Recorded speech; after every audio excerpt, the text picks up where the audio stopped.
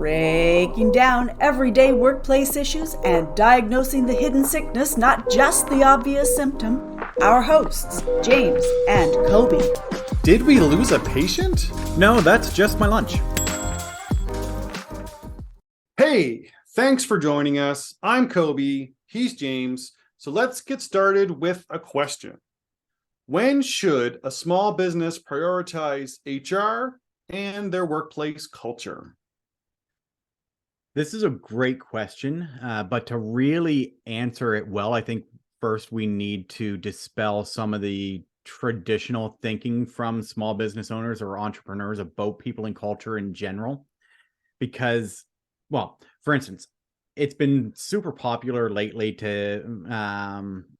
for people to state that the only way to build a successful and engaging culture is to have everybody back at work in person.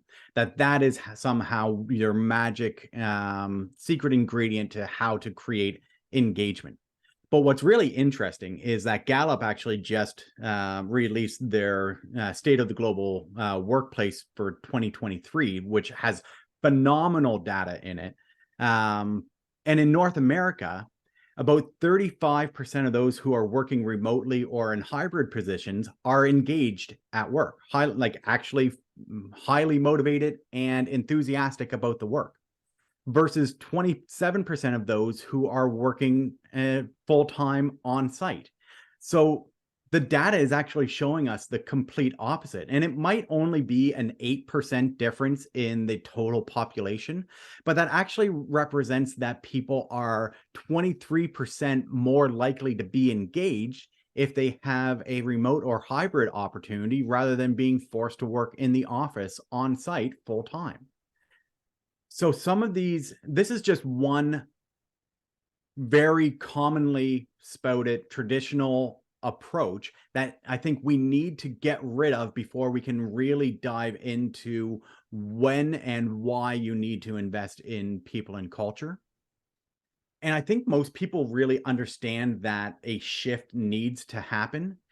Even Gallup, who's been a leader in this conversation about people and culture for a really long time, they're changing some of their language and approach to better reflect the current realities.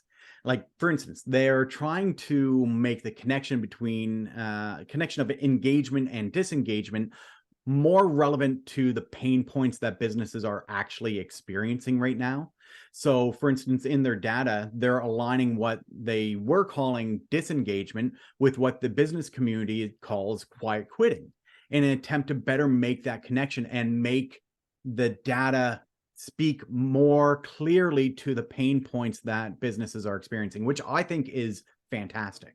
Yeah, and I think that that is a very telling thing because, I mean, employee engagement, disengagement has been used for so long. And I mean, we've done lots of different conversations about how that term sometimes gets co-opted. Like people think of engagement, and we talked about this in our last episode.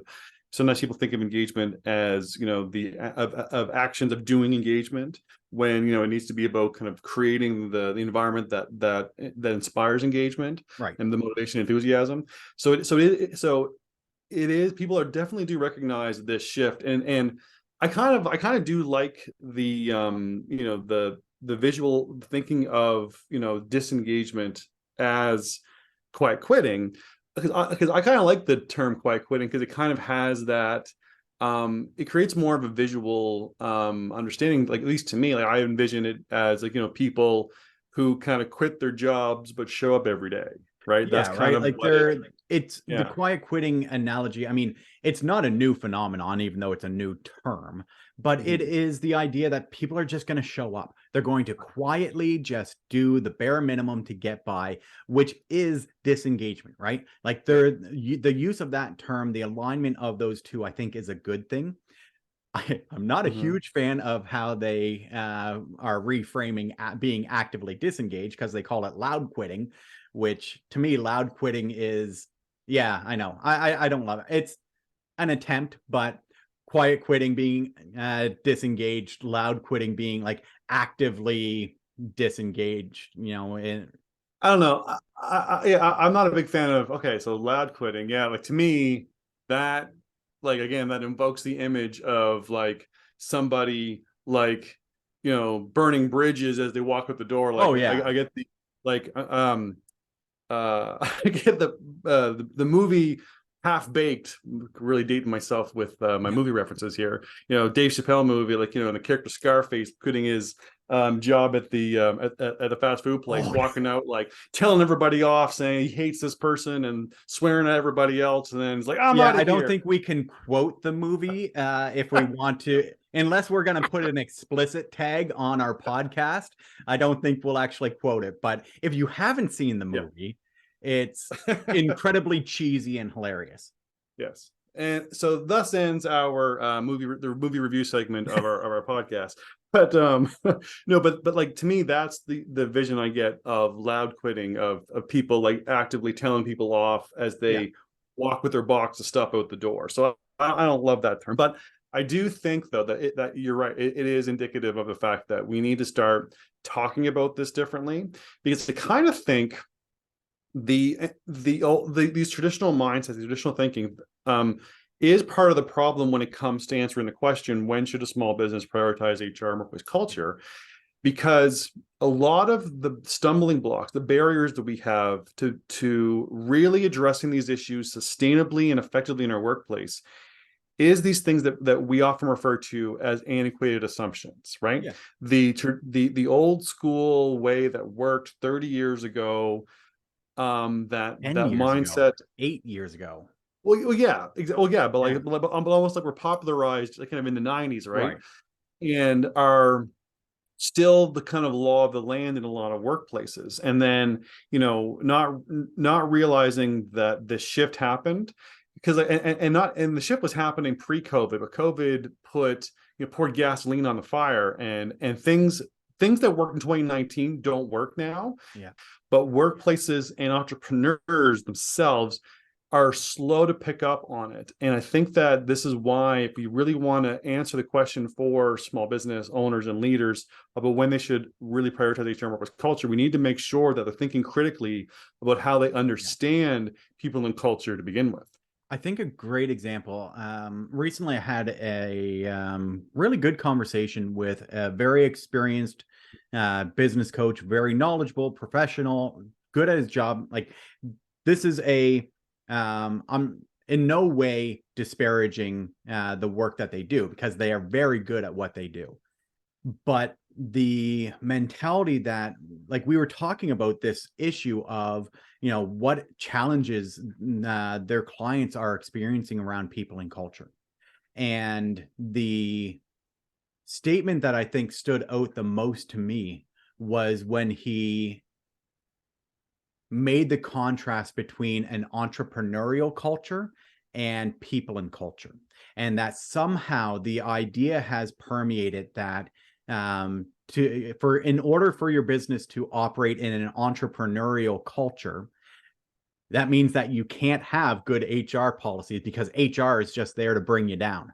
Or you can't have proper processes and frameworks in place, because that limits the ability of the entrepreneur to do what they magically need to do to make the business a success. And this idea, and I think a lot of this comes from the way that in society we talk about entrepreneurship, the hashtag entrepreneur life, the hustle culture, the whatever you want to call it, this idea that if your business rests entirely on the shoulders of one person, that's not sustainable. That's not a growth-oriented business. You can try to grow your business that way, but if it's all on your shoulders and you're not putting proper structures in place, you're not putting proper processes in place, and you're not delegating and empowering people to actually lead those processes, then your growth is going to be significantly hampered by your ability to do anything, right? You're going to get overloaded, and you're not going to be able to respond the way that you should. And it was a really good conversation, interesting conversation, but that idea that somehow entrepreneurship and workplace culture are diametrically opposed is just, I believe, is fundamentally and just flawed and wrong.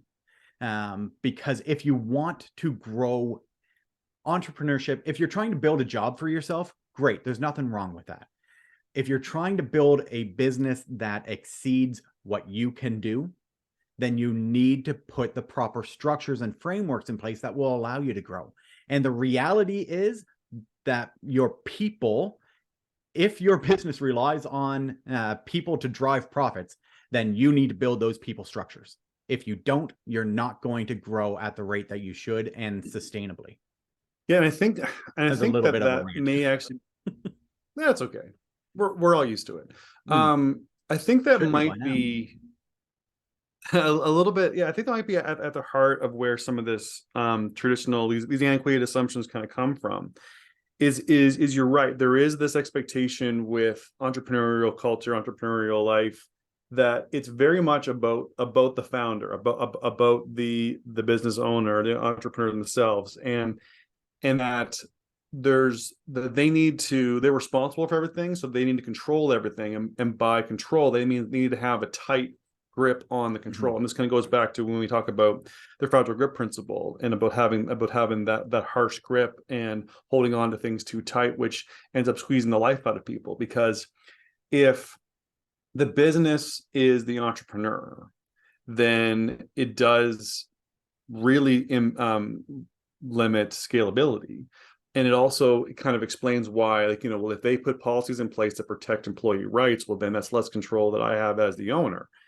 Again, and to me, if that's the expectation, that then workplace culture, that a healthy, productive, profitable workplace culture and entrepreneur life are diametrically opposed.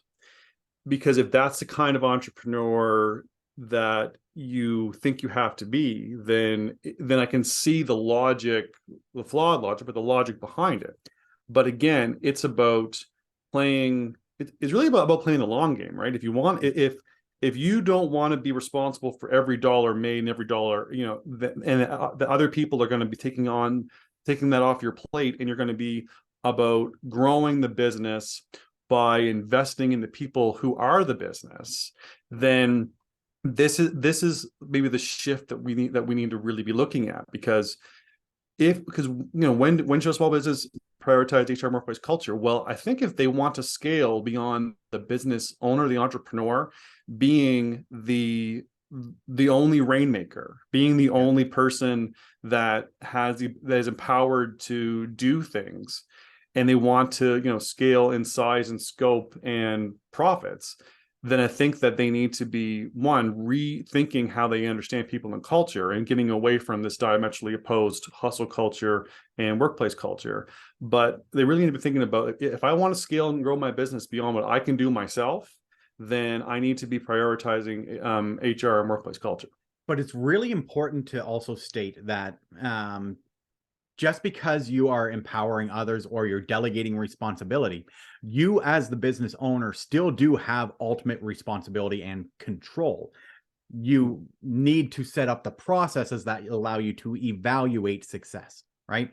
So what are those KPIs? What are those key performance indicators that are going to allow you to quickly assess whether or not the people who you've empowered are doing the job the right way?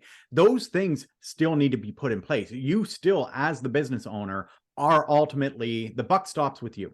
You are ultimately responsible, but you don't have to do it all yourself, and you can't do it all yourself. And unless you're willing to actually empower others and put structures behind them to support them, then you can white knuckle it and just try to push through, and you will make some gains, and you can build a fairly successful business. But if your goal is to scale, if your goal is to grow exponentially, the idea of what all investors want to see, of that hockey stick curve growth line, you'll never do that without structures, without policies, without standard operating procedures, without some sort of foundational structure and system that will actually allow you to achieve that. No, and that's a good point, because I think that again, where we're really going to answer the question, now that we've kind of put some preface and put some critical thinking behind, around where people need to have their mindset be, but if they really want to hear the real answer to the question, is going to be about, if you want to create a business that will scale, that will not hit the invisible ceiling that's hampered by the founders having to have complete control and everything like that, and complete, their fingers in every pot, then the answer to the question really is going to be, it's about working on your workplace culture and your HR early enough that you can get it right from the beginning, doing it right from the start, so that way you can actually start to see that scalability growth, because nothing's being slowed down or bottlenecked by the owner founders having to, be the ones that push everything through, empowering, using the policies, procedures, the expectations, the workplace culture, training, all that sort of stuff, to allow the growth to happen through the people that you employ. And I think that if that's a priority for you, then starting as early as feasible and practical is going to be, when you should prioritize workplace culture and HR. And where that is a little bit trickier, because there's not one answer to it. Well, I know it depends TM, right? It's our standard answer.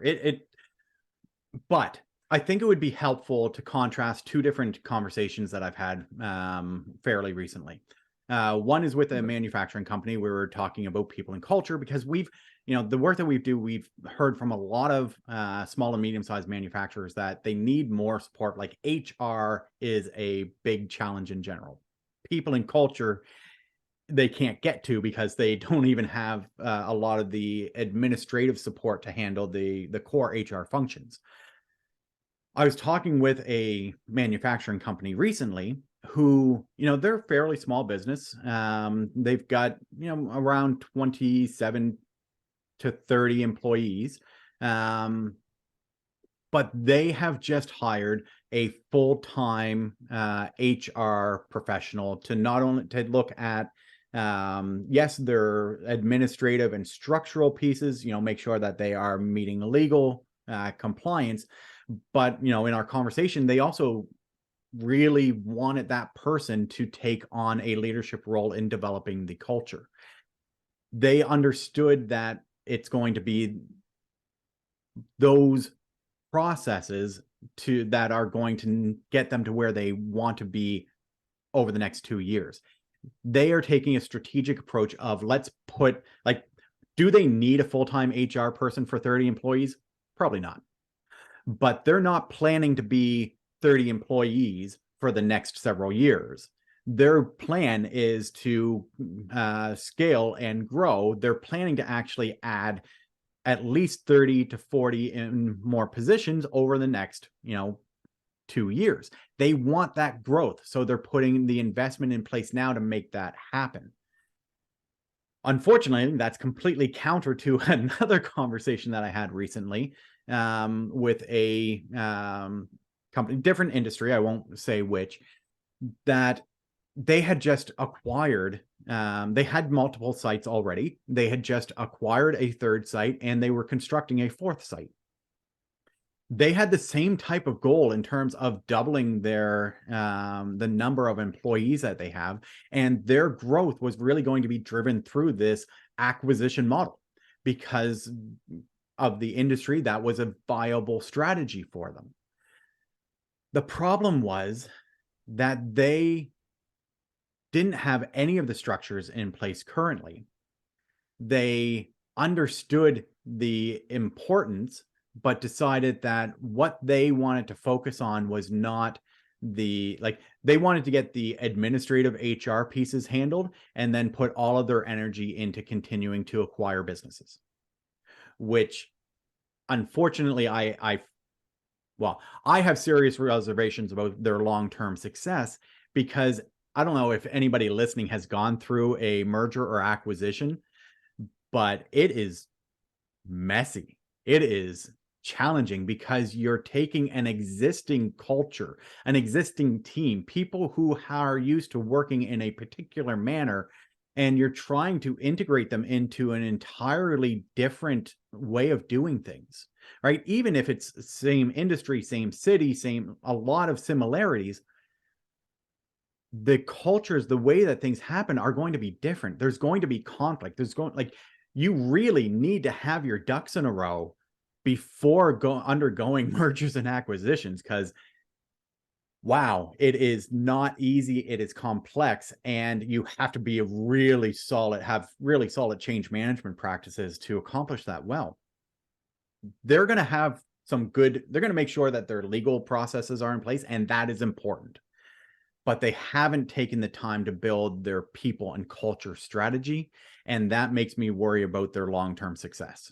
And this is part of it too, is that it isn't necessarily just about the business, size, kind of going back to the manufacturing company that you mentioned first, or that there is that, at 27 employees, it's time to get an HR person. It doesn't work that way. I mean, we've worked with clients over the years where we've had to come in and put in some strong HR structures at 5 employees because of the nature of the work, their growth and their impact, was going to be required very empowered staff to have, what they needed, clear KPIs, business outcomes, that whole thing. Then we've worked with some that, didn't really, need to until they were closer to like, 20. And then we had some that didn't really need to until they hit closer to 45. So it really is about kind of knowing what's right for the industry. But like some industry, like you said, the acquisition model is big. Like cannabis is an industry that seems to really rely on acquisitions.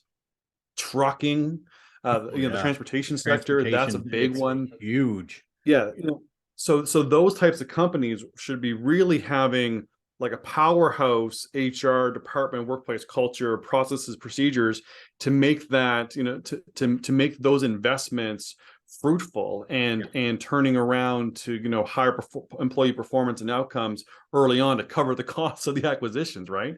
So it really is a again, it does based on industry, but and your business and growth model, and again, and companies that don't necessarily want to have that high growth, they still need to be asking themselves these questions, because again, sustainability, because turnover can be really expensive too, right? So maybe it's not about high growth. Maybe it's about reducing the stress on the owners and the founders about maybe it's not having high turnover. Again, employee retention is is like the most effective dollar spent when it comes to kind of maintaining business sustainability. So maybe it's about that's a priority. We don't think we're going to get bigger than than we are now in the next 5 years, but we want to allow the founders to have more time to have take more vacation, right? To have more time to actually work on the things that they enjoy and work less on the administrative part, and because recruitment can be so challenging and the whole process is expensive. From 20 to, depending on your industry and the stats that you look at, from 20 to 50% of the annual salary can be eaten up in your constant recruiting costs, right? Like if that's a lot of money. Like if even if you are just recruiting for minimum wage positions constantly, you're still talking about thousands of dollars per position that you're recruiting every single year. And the constant turnover, it's not just like the money is important, but what about your corporate knowledge, right? Do you have a really effective onboarding process to make sure that people are coming, if they're only staying with you for a year or two, can you get them onboarded and productive in that time period? Or are you just continually funneling people who aren't productive in and out of your business? Right. It is an investment. And the thing too is like it's about their like how much how much is it worth to the ownership to have things taken off their plate? How much is it worth not having to have these constant problems and headaches and fires put out all the time, right? Because part of it too is to realize that there's like a real, like we kind of say the trickiest place to be when you're asking yourself, when should we invest in prioritizing HR and workforce culture? Between 15 and 50 employees is a bit of a tricky place to be, because depending on your business and industry, because while you're small, each employee has so much more impact on the business's sustainability. You know, a single employee's issue or a single employee missing time or a single employee leaving can decimate. Like we had a business that we were working with, and we were looking to kind of do something really cool with, and they had a member of their operational team who was, you know, leave, and it like set the business back like 6 months, and we had to kind of close the project down until they could kind of get ramp back up again. Because again, while you're small team, yeah.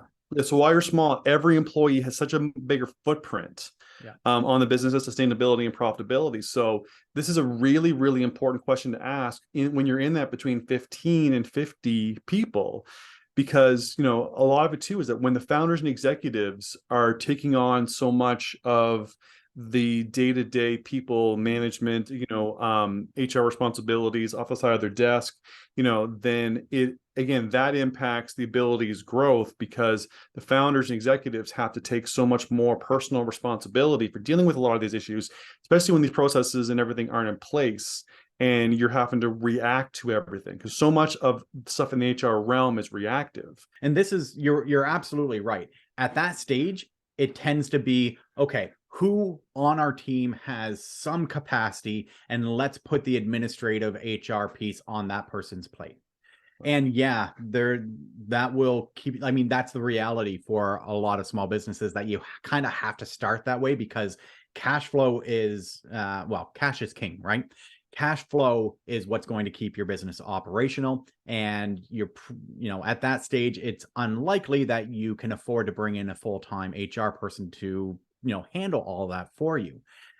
But when you're overloading your executive team, or you're overloading, like when it's, especially when it's the founder or the visionary who ends up taking on these HR administrative responsibilities, it's keeping them working in the business rather than working on the business.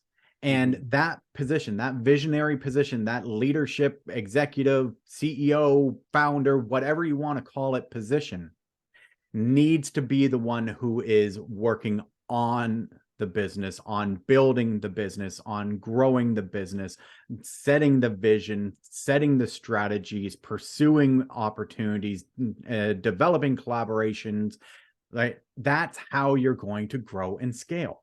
But when that person's time is taken up with the administrative responsibilities because you haven't put the structures in place, it's limiting the business's ability to grow. And that's just, and you're right, because, you know, when the founders and executives are looking in too much in the business, then they're not focused on looking out of the world and the external to kind of towards like growth. Because a lot of times especially when they're pursuing growth, they may not realize until it's too late that they don't have the foundations they need in place to actually sustain that growth, which could actually, again, set them back even more. So there's lots of problems to kind of come from not prioritizing HR workplace culture early enough and doing it right from the beginning.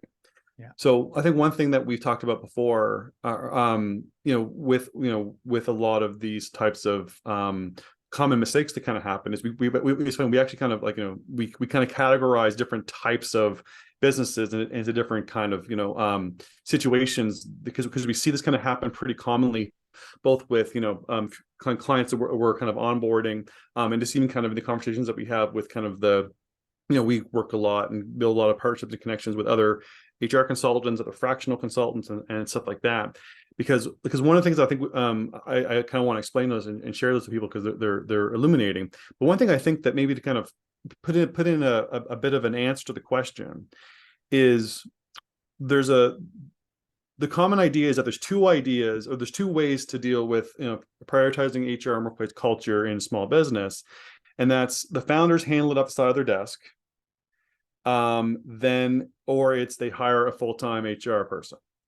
And sometimes when they hire the HR person, or even if they have an HR like generalist, or someone that's working on the administrative side, that isn't necessarily solving the problems that we're talking about. So we'll get to that. But there is a middle ground between the founders carrying the responsibility or hiring a full-time person. And that is kind of the growth of the fractional HR consultant or the external HR consultant to kind of help carry some of that load, help take things off the plate of the executives and founders. And that's something that we've been doing more work with, as we, in the work that we do. We've always kind of done it, but like we focus on different stuff kind of as things come up. But that's an area that we do like doing that work, because it's kind of nice to kind of come in and see the change and see the growth and see the scalability. And we can see businesses, that we work with, 3 years ago, being really successful now because we help them do it right from the beginning. So it's really important to realize that there is that option of that fractional, external person that can come in and solve some problems for you, do things right from the beginning. And again, companies like ours, we're not the only ones, but companies like ours can do so much more and create so much more internal change than just hiring a generalist fresh out of school who's just going to be reactive the whole time and probably get burned out if they're really behind the eight ball when they walk into their job. So there is really that important piece to consider as well. Well, and what I like about the fractional model is something that is becoming more common, but I want to be clear, like there is a distinction between a fractional leader and a consultant. And we've done both roles and continue to do both roles. But typically with consulting, you establish a scope of work and you are looking at one very specific defined area. So often, like in HR, you may hire an external consultant to write your policy manual, right? Or to build your performance framework, or to, they're different project-based initiatives. The rise of the fractional work is interesting to me because it's like an interim role where you have a leader who sits in with your team, who can actually become a part of your leadership team and provide that expert advice, take on the responsibilities and take things off of the leadership team's plate, and is there to actually respond to situations as they arise. So that's kind of, just in case people aren't familiar with the term fractional versus, what's the difference between a fractional person and a external consultant. That tends to be the general distinction. And either supports can help you. It's about what you want and what you need.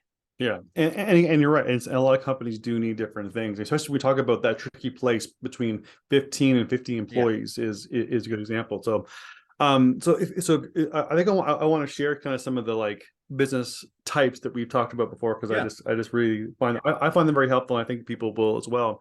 So, here are 3 examples of a business situation where it's really important to be, again, rethinking how they understand people and culture, but also maybe looking at how can they prioritize the HR and workplace culture. So the first one is we call the rising star. So this is a good sized business that has a good reputation, that is aggressively pursuing growth. But kind of going back to some of the things that James talked about with scalability and especially around the acquisition model. But if they don't have the foundations in place that they need to maintain this scalability, then they're likely going to have to try and put things into place, after they've already kind of, almost like retroactively, which adds more time, cost, and a significant higher amount of risk. Mm-hmm. So it's one of those things where, they are trying to aggressively pursue growth, but they don't have the internal operations, the internal foundation that they need in order to maintain that growth. Yeah. Now we see this in like manufacturing, we see it in food production. We see it a lot really in those export-focused companies, the ones that are trying to get that hockey stick kind of graph of their growth. But we even see this kind of in like restaurants too, right? So a lot of times they kind of come in and they'll bring on a bunch of people and they'll try and maintain that. But again, they also don't have, they're kind of bad for a lot of the restaurant industry is not necessarily known for having great culture. And kind of the restaurants that we've seen it's a successful initial location that has done really well. That is, okay, right. We can't really grow this location anymore. So if we want to grow, we need to open a second and a third. Yeah. And right. It's at that point, that type of growth focus in restaurants that we see, the rising star, they're doing really well, but man, they rarely put the foundations in place first. Usually it's, oh crap, we've done this. How do we kind of go back and put some of those structures in place. Yeah, a lot of the rising stars are either tend to not only be in, but tend to be in either the export or the expansion business model. Yeah. And a lot of them, yeah, their external growth is not in line with their internal growth or their internal structures, and it creates a lot of risk. And a lot of them end up burning themselves out because they can't maintain the internal to keep up with the external. I know you've got two other things that you want, but I like, there's something in that comment that I want to just build on, because you talked about external growth versus internal growth. I mean, I spent years as a business coach, working with small businesses, hundreds of businesses too. And the focus was always on export. It was always on the external. I mean, we talk about, I grump about the antiquated notions or ideas or traditional thinking. I'm guilty of it myself in previous work. The idea is that you need to shed those and become as great as I am. But what I want to say is that so much of our advice, so much of our focus is externally. We think about the success of our business as how only from the external scalability piece, but it's that internal scalability that is going to sustain our growth. And that's, I just wanted to reiterate that because you mentioned it, and I think it's a really important point to highlight for people. Yeah, no, that is a good point. Okay, so the next one is what we call the full plate. So this is usually when you have a small team, and the responsibilities of the complex people issues tend to fall on the founders. And again, it ends up tying up a lot of the founders' time and taking away from, focusing on the external. So they're too internally focused because of all the fires they have to put out or all the issues that kind of come up, to actually place the needed time they need on what their real job is, which is going to be about growing the organization externally. And now we see this kind of happen in IT. We see it happen in engineering, and it actually happens a lot in nonprofits, surprisingly too. So it's one of those things where, like, it's about, like, you have a small core team that is there for the work and is passionate about the work that they do, but then they, almost like are not necessarily prepared for the people management side, or they understand that the growth of the organization is reliant on good people. So they try and become, great managers, but because of the time it takes of the complex people issues, it tends to rob them of the ability to actually focus on the external growth that they need. So it ends up being about kind of like, a lot of their time is pulled away, and there's too much. We call it the full plate because there's too much on their plate to actually do the jobs that both they want to do, because that's why they started the business, but that they need to do for the business to grow and scale and to be what they envision it to be. And then the last one is the firefighter. So this is kind of a business where sometimes they will have an HR person, or a person with HR responsibilities, but often that person is an admin staff that they may have HR in their title, but they're not necessarily an HR professional, or they're a very low level employee that is mostly given scheduling or recruitment responsibilities. They're not empowered to really affect the people and culture. Yeah, like people, like culture is not something that's really on their radar. Keeping the people in jobs and on schedule is really what they're mostly responsible for. So again, they're mostly admin staff that may have an HR title, but they're really not like fully empowered HR professionals, or they don't have the authority or the placement in the organization to allow for anything more than just reactive, putting out fires, right? Now, where we see this like abundantly is unfortunately in the care home industry, like seniors' homes and stuff like that. They are notorious for the firefighter type of business, because, like, it's hard to believe, but sometimes a lot of these care homes have some of the worst workplace cultures, some of the highest burnout, and are almost every day are understaffed. And and what happens is, anyone with anything remotely HR in their responsibility is just running from fire to fire, trying to put things out, and they're always reacting to problems, and they never get ahead, which burns out people like crazy. And it's something that is, the firefighter piece is something that they need almost a total overhaul because they're spending so much, losing so much, burning people out so much because they're a nonstop firefighter just going from fire to fire. So they often needed to start prioritizing their workplace culture and their effective HR policies and procedures well before where they are now, but they can resolve them. It's just usually not a quick or easy or cheap fix. Yeah. No, those are good illustrations. I think coming back to our original question, when you need to invest in and start working on your people and culture is when you decide or set the goals for growth, right? Not waiting until after you've achieved your growth strategy. So if your goal is to acquire a new business this year, or your goal is to go from 30 to 50 employees, your goal, like if you have that type of strategic goal in mind for, you need to grow your business by X%, then you also need to think about how are you going to scale the internal operations and invest in your people and culture, because that's what's going to make it sustainable. Absolutely. So we did actually answer the question. All right. I think I'll do a bit of a wrap up. Okay. Is there anything else you want to add? No, I got my final thought in and some cornball jokes, so I'm good. All right. Plus, we got a movie reference to Half Baked. What an episode. Okay. What on earth is this podcast? Okay. So when it comes to when should a small business prioritize HR and the workplace culture, the first thing that needs to happen is that the entrepreneurs, the owners, the founders need to shed the traditional thinking around culture and employee engagement and employee productivity. Because we have these antiquated assumptions that think that the entrepreneur and the business founders, their power, their control is threatened by good policies, good procedures, and empowering workplace culture. When in reality, though the type of very positive, effective, empowering workplace culture is going to be the key to that business's scalability. So the questions to ask around, when should a business prioritize HR and workplace culture? It's an important question to ask in general, but it's an especially important question to ask today, because the world changed in 2020, and these types of questions, this type of scalability is now going to be reliant on people because people have different, because the world is different, employees are different, and businesses need to adjust for that.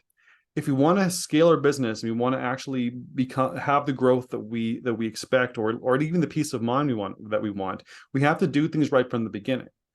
Because while you're small, each employee has so much more impact on a business's sustainability and scalability that, a big mistake sometimes is that the founders and the executives are looking inward too much, that they can't focus outward on the business growth and on the business profitability and productivity side. We have options in place to address these issues. Sometimes it's a matter of better training our teams while they're small, so that we can put the right culture in place, and maybe hire a HR consultant to kind of help get some of the structures in place, the performance procedures and stuff. We have the option of the fractional HR consultant, which is like the interim executive to kind of help guide pieces without having to have a full time CHRO kind of at the table, but have that knowledge at the table without having the cost of it. Mm-hmm. And then there's the idea of investing in the right HR executive with the right empowered and authority to really kind of make sure that the internal scalability is as effective as the external scalability, because their link is something that we can no longer overlook. If we want our businesses to grow sustainably externally, we have to make sure that the foundations exist internally to make that happen. So that about does it for us. For a full archive of our podcast and access to the video version hosted on our YouTube channel, visit roman3.ca/podcast. Thanks for joining us. For more information on topics like these, don't forget to visit us at roman3.ca. Side effects of this podcast may include improved retention, high productivity, increased market share, employees breaking out in spontaneous dance, dry mouth, aversion to the sound of James's voice, desire to find a better podcast.